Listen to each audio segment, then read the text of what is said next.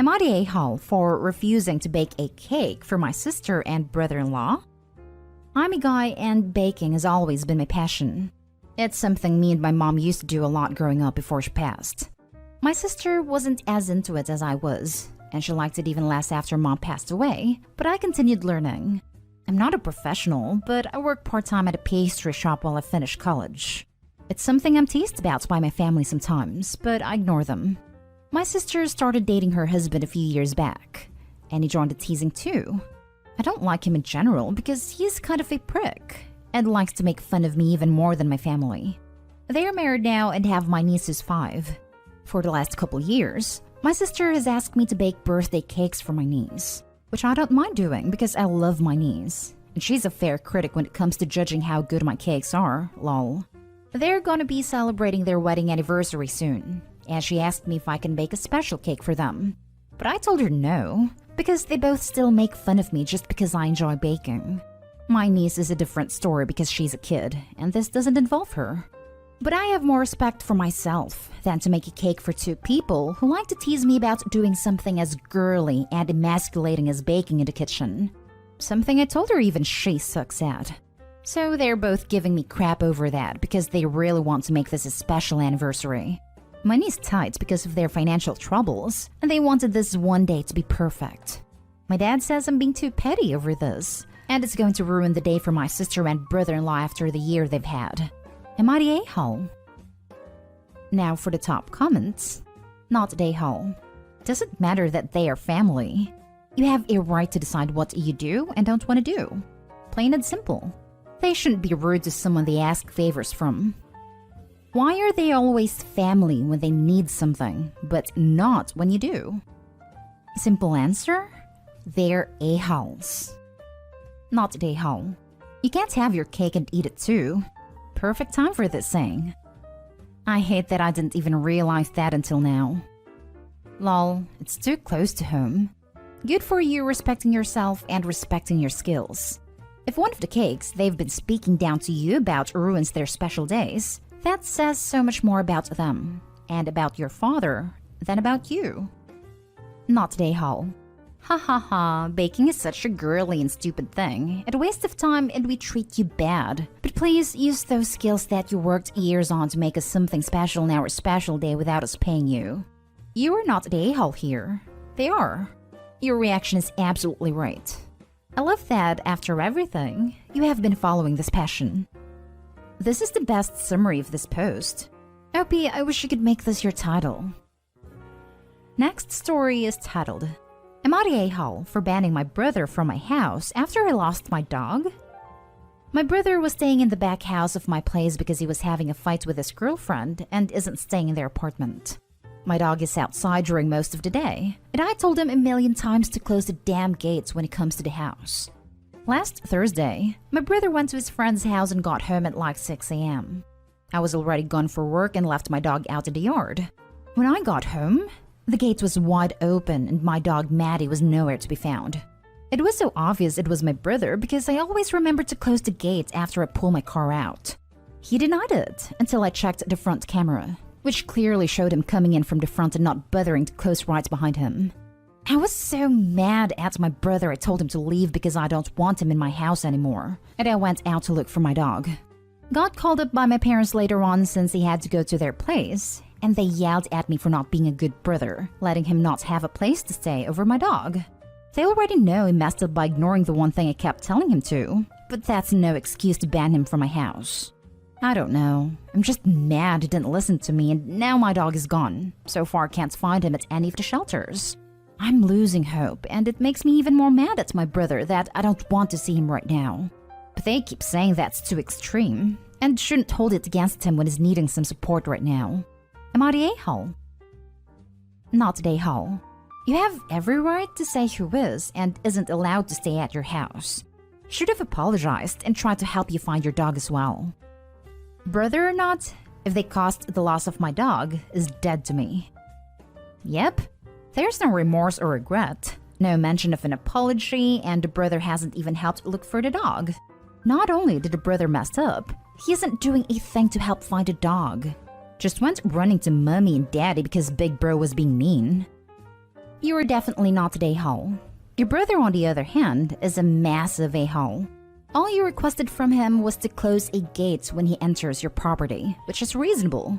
He couldn't do so, and you lost a family member as a result. If your parents want to berate you so badly, they should just let him stay with them. Maybe he will leave a door open and a burglar would get inside. If I were OP, every instance in the future I would leave everything wide open at the parents' house and see how quickly the parents' stance changes. Not a hole. It's like that meme, you had one job. Eddie messed up. Ed is not homeless, staying at your parents' home. In my opinion, let him stay there and mess things up over there.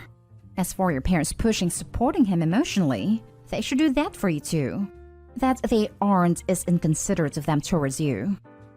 Going with not a hole.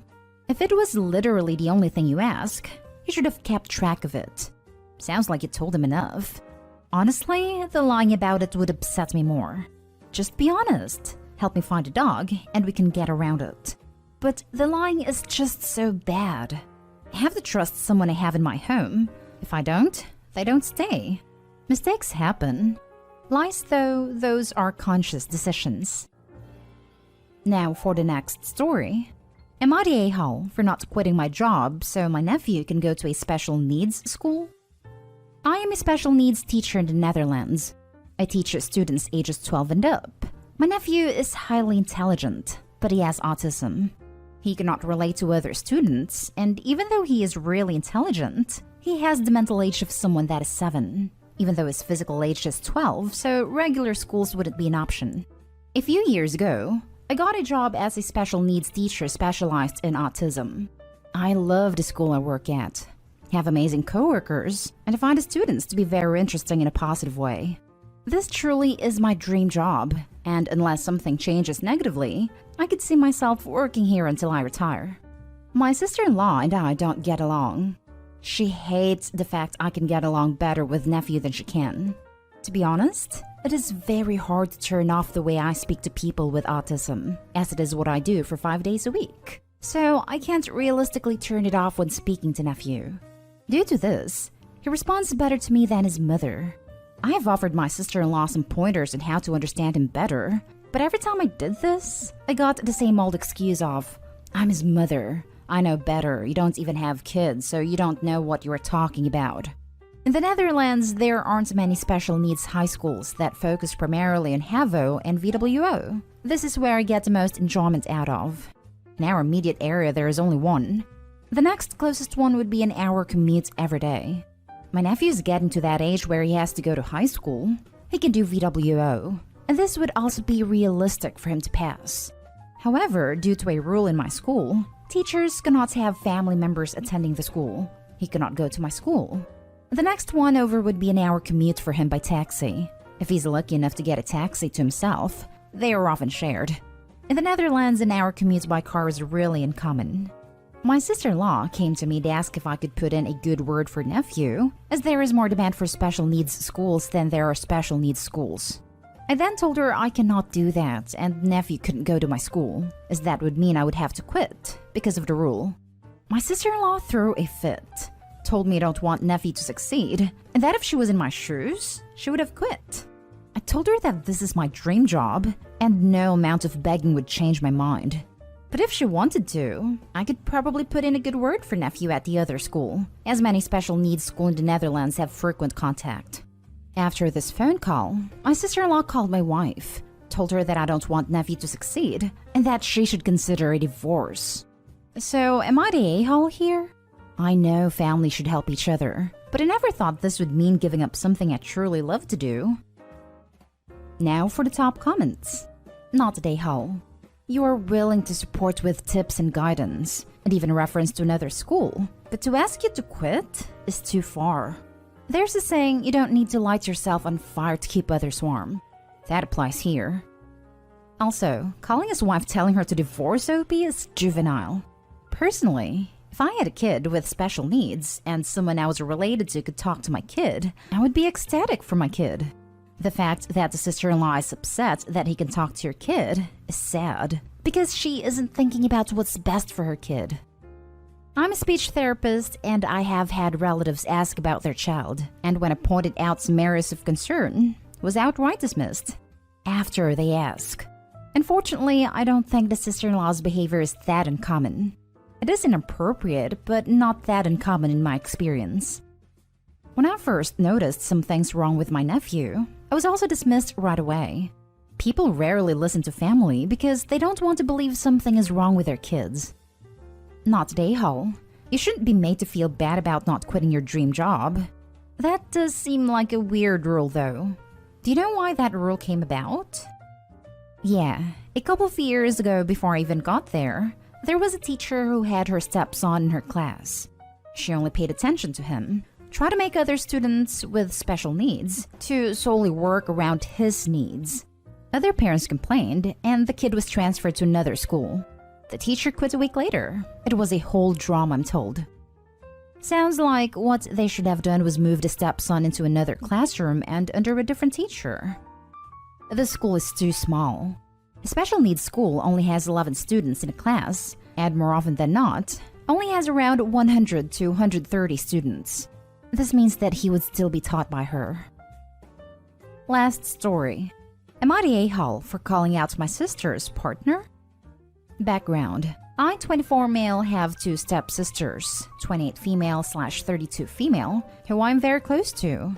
We were raised together, and although we don't share the same parentage, we have always seen each other as siblings, to the point where we all dislike the term step-sibling, as we think it devalues our relationships. My eldest sister, Faith, has a partner who is considerably older than her. I believe he is in his early 40s, not sure exactly. This is not uncommon in our family. And whilst I find it a bit strange, as long as she's happy, that's all I really care about. Now, my family is huge and very close. Christmas/Easter/other family events will regularly have a head count of 30 plus. These events are always very loud, very busy, and could easily seem quite intimidating if you're not used to that kind of environment. My partner has told me she felt very anxious about these events at first, but has since settled and loves the atmosphere. My sister's partner, we will call him Jake, has spent the past 4 years of their relationship actively avoiding these family events. He is the only child from a very small family who aren't particularly close, and he uses this as his reasoning for declining every single invitation extended to him. Nobody's particularly bothered by this, and nobody has gone out of their way to encourage him to join us. He declines, and we accept this without question. Recently, I was visiting Jake and Faith about an hour or so away. After a few drinks, Jake starts talking about how he feels that nobody in the family likes him, and it's sad that nobody makes an effort to come and see him and Faith. This is a common discussion he likes to bring up when we've been drinking for some reason, and not the first time I have had to have this conversation. I tried to avoid the subject, as in my opinion, he's had every invitation extended to him, so he's made it quite clear that he doesn't like to interact with us unless absolutely necessary. This goes on for about an hour or so before he says, "It's like your family don't even care about Faith, my sister." This is where I snapped and essentially told him to grow the hell up. I said that if people wants to make an effort with him, he needs to grow some confidence and turn up to a few family events, and then people will start treating him as a member of the family. He said he can't go to these events because he has anxiety, to which I told him that's a poor excuse for being too lazy to make the effort. My sister has since told me that I was out of line, and that I shouldn't have said anything. I agree that calling him lazy was perhaps too far. I also suffer from anxiety that would have crushed me, but I'm not having someone tell me my family don't care about my sister. As far as I'm concerned, he has made no effort to integrate into the family, yet expects us to bend over backwards to make him feel welcome. Everyone sucks here. Yeah, he was a whiny brat. I'm from a similar type of family as you, and we have huge events, and we frequently joke about how new people need flashcards and how overwhelming our family parties can be. It does take a genuine effort to pull new people in and make them comfortable. The fact that no one in your family has tried to do that part is kind of a-holy. You took it way too far in your conversation with him though, and while it sounds like you've realized you were in the wrong, it doesn't sound like you've apologized. My family have tried to bring him in closer. Perhaps I should have explained further. It's not like we expect him to just turn up and be fine with everything straight away. Much like your family, we are also aware that it can be intimidating. Over the course of 4 years, he has been invited to every family event, but has been to none. What else can we do? If he says he doesn't want to come, we aren't about to turn up at his house and drag him along. Do you guys ever have smaller events? Had your sister invited a few of you over theirs to smaller events? There are some people who could never ever handle the kind of event you're talking about due to anxiety. It's not about trying or being lazy. It's not going to happen. I have no problem with him not attending the family event. I make the effort to come and visit, and have done multiple times. Nobody mentions the family events except for him. The only one making any complaints is him. I can't be held responsible for the fact that other family members don't come to visit them. I'm just sick of being the guy that has to sit there and listen to all of his issues, when I'm the one who makes the effort all the time. Everyone sucks here. This may be a controversial view, but you both didn't behave well. If the point that made you so angry was that he said your family don't care about your sister, then you should have reacted on that comment. Explain that that's not the case, not attacking him and his actions. He, on the other hand, shouldn't whine about being left out when he's the one avoiding the family. If his anxiety is that severe, he could invite some people, smaller groups, that makes him feel more comfortable. I understand why you reacted like that. But telling him he's lazy and should grow balls when he's anxiety, again if it's really that severe, wasn't the right way to go. To clarify on the anxiety point, his issues with big groups seem to only crop up where my family is concerned. He and I are both big music fans, and he has no problem going to festivals in groups of 20-somethings, shoulder to shoulder in a concert crowd of 20,000.